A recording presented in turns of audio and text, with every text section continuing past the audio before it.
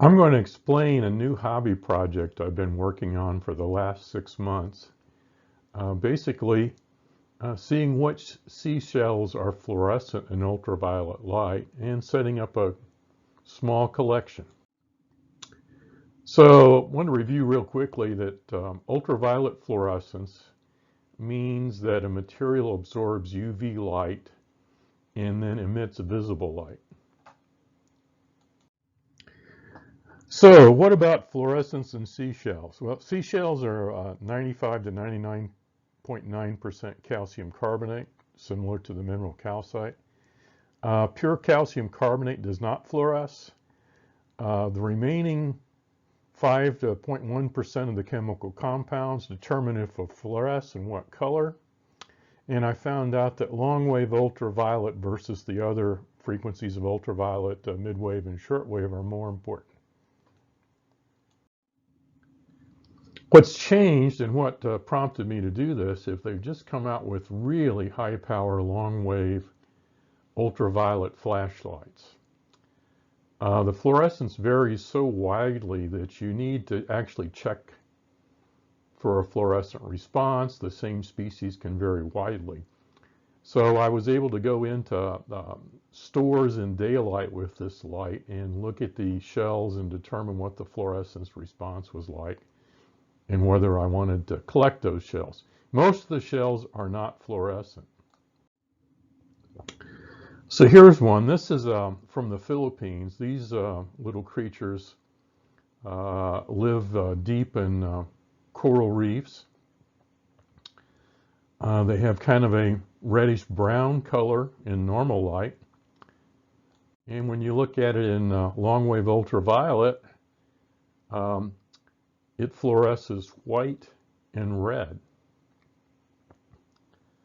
This looks like a little alien monster, and it was kind of one of my favorite shells. This is a specimen shell, so they're a little more expensive than some of the other shells. So here's the other end of the spectrum. These are the tiny little button top shells that they sell by the scoopful in most shell stores. I had heard years ago that some of these were slightly fluorescent with red dots. I've collected fluorescent minerals for a number of years. With the older lights, of course, they were so dim, though, you would have to be in a dark room to see the fluorescence. But the new generation of these LED lights are pretty incredible. They're bright enough to see what's going on in daylight. So here's the same shells in long wave ultraviolet. They have a pretty nice bright red response. These are better than most of them. I actually picked up several scoops of these at different shell stores, and they varied widely, different species, I assume, different locales. So here's some from another store. These also vary in size a bit. You see some of these have a white response. Some of them are fluorescent on the other side of the shell with different patterns. This kind of shows you why you need the UV light, because it varies so much from shell to shell. Here's another group from another store, a little more white in these. I believe these are a little smaller too. And here's some tiny ones. These are the white button top shells. So you can see there's a lot more white fluorescence in these. So once again, these are typically sold by the scoop, and they're all pretty tiny shells, used in crafts mainly. So looking around in the shell shops, I found some other shells. This one's kind of white in normal light. You can see a little bit of faint brown stripes in there. But in ultraviolet, long wave ultraviolet, it's kind of a baby blue color. The interior of the shell actually fluoresces more than the exterior. Now, in some shells, the exterior of the shell is similar to the mineral calcite as far as the crystalline structure. It's all calcium carbonate. There's another crystalline form of calcium carbonate called aragonite. It's a little softer and less dense. And some of the shells have that in the interior of the shell. They have aragonite, and the exterior is calcium carbonate. So this is one of the more common cowrie shells. It's called a map cowrie. You can find this in most shell stores. Um, I guess the name comes from the pattern looking like a map on the shell. And these always have a nice red fluorescent response. It's a common shell. They're fairly inexpensive. And you probably will see this in the first shell store you go into. And it's probably one of the brighter, nicer shells for the money as far as a fluorescent shell for a collection.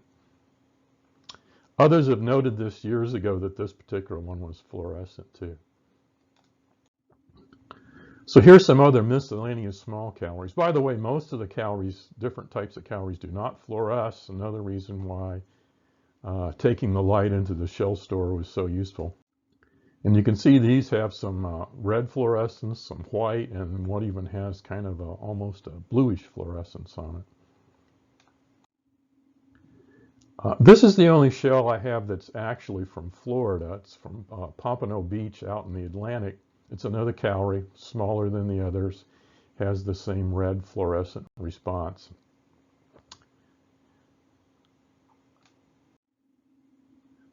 This is a large clam from the Philippines. These are found about 300 meters deep and collected by fishermen in nets, according to what I read. Now, while I've got it in the white light image here, you'll notice that it's got some faint yellow stripes visible in white light. And I was really amazed when I hit this one with my UV flashlight. I almost didn't look at it, but it's got a really nice green fluorescent response. And you can actually see those yellow rings are where the yellow growth rings are where the brightest fluorescent colors come from. So this is another small, very thin shell. I don't know the species. I found it at a shell shop. It was the last one they had. Had a little damage on it, but when I hit it with my UV light, it has nice orange stripes on it. So I thought that one was pretty interesting too. So this is another common shell you'll probably find in any shell store. It's called a strawberry top, or sometimes just strawberries. So it's kind of a rusty looking red in normal light. And when you hit it with long wave UV, it actually looks a lot more like strawberries. You get a bright red fluorescent response. This is, I believe these type of shells are called turban shells. Of course, all these shell names are in Latin. I'm not going to try to give you the Latin names. I'd probably mispronounce them anyway. And I'm not sure I've got all the ideas correct on these. It can be pretty difficult to come up with the exact species of each shell. There's like 100,000 species. If you notice the kind of reddish brown stripes on this at the very top, and you hit it with the UV light, you actually get a kind of a spiral fluorescent response from this.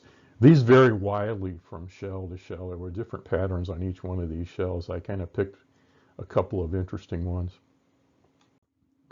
Another similar shell, kind of dull looking in normal light, but when you hit it with UV, once again, you get the kind of the red and white fluorescent response.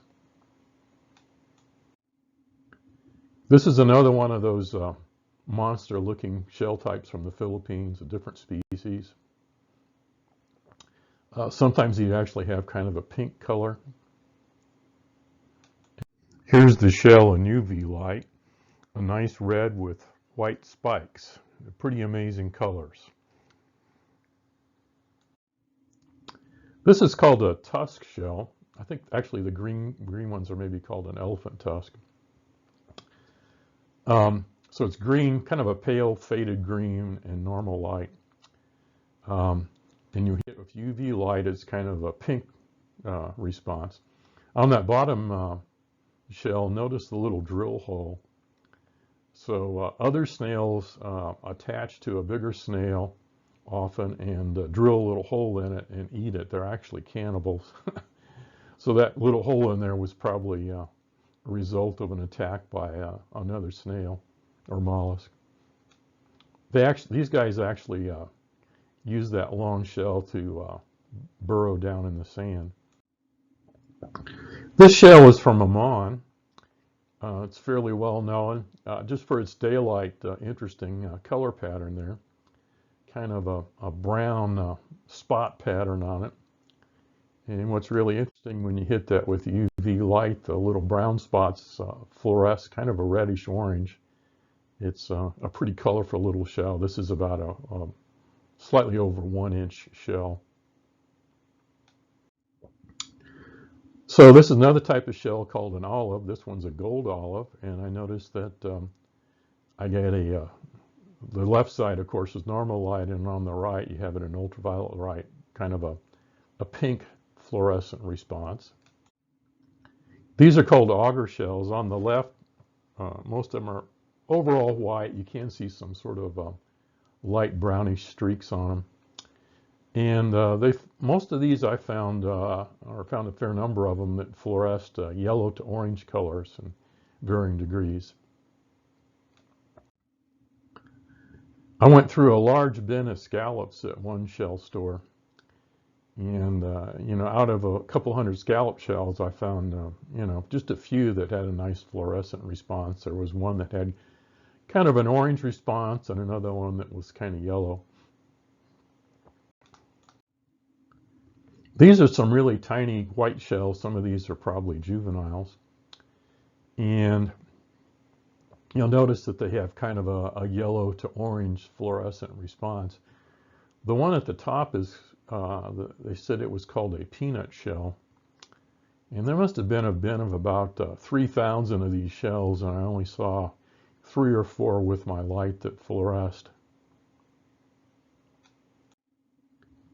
So this was another interesting find too. A lot of people have coral with their seashells.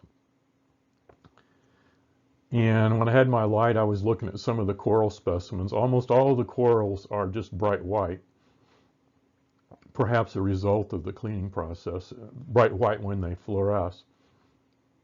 But this is a type of coral. Actually, it's a little different than a real coral, but it's called fire coral. It actually stings if you come in contact with it. But this is called green fire coral. Has just a very faint green coral on the green color on the left if you look at the photo.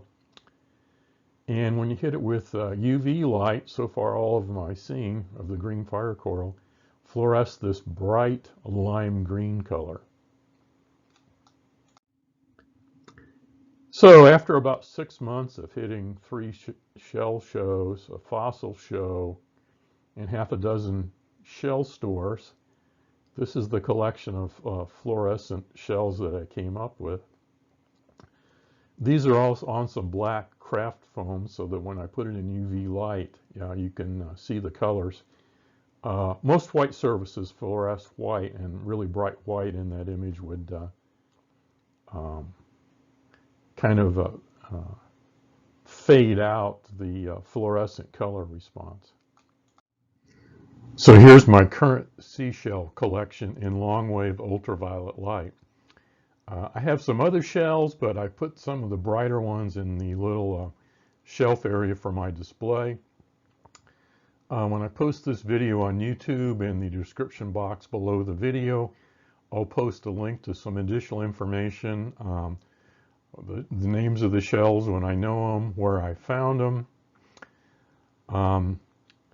and also some information on ultraviolet lights, what to look for, some places you can get them. Also, I have some photo tips for those people that want to take ultraviolet photographs. It can be a little tricky, but I've got some suggestions that worked out fairly well for me. So overall, I think it turned out a little better than I expected. I found more colorful shells than I knew were out there, although they can be hard to find, so it's going to take a little effort to come up with a nice collection, and you're going to have to look several places. So hopefully you enjoyed my video.